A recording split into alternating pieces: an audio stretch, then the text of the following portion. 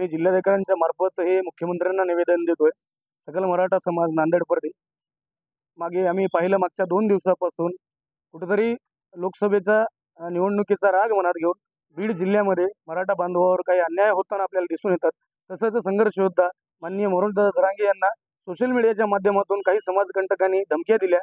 तर त्यासाठी आम्ही शासनाकडे ही मागणी करतोय की मनोजदादा जरांगे यांना शासनाने Z+ सुरक्षा पुरवावी व ज्यांनी कोणी ह्या धमक्या देण्याचा प्रकार केलाय त्यांच्यावर कठोर ते कठोर कारवाई करण्यात येईल। जय जिजाऊ। आज आम्ही कलेक्टर साहेबांना सकल मराठा समाजातर्फे निवेदन दिलेलं आहे। 2 दिवसापूर्वी मनोज जरांगे भाऊ यांना सोशल मीडियाच्या माध्यमातून धमकी किंवा जीवे मारण्याची धमकी असे मेसेज येत आहेत।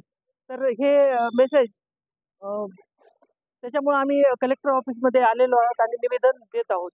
खरं तर बीड जिल्ह्यामध्ये हा प्रकार जास्त घडलेला आहे।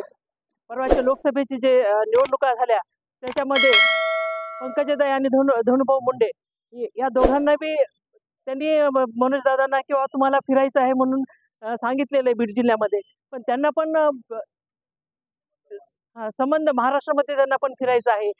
तरी आम्ही त्या निमित्तानं की निवेदन देण्यासाठी आलेलो आहे।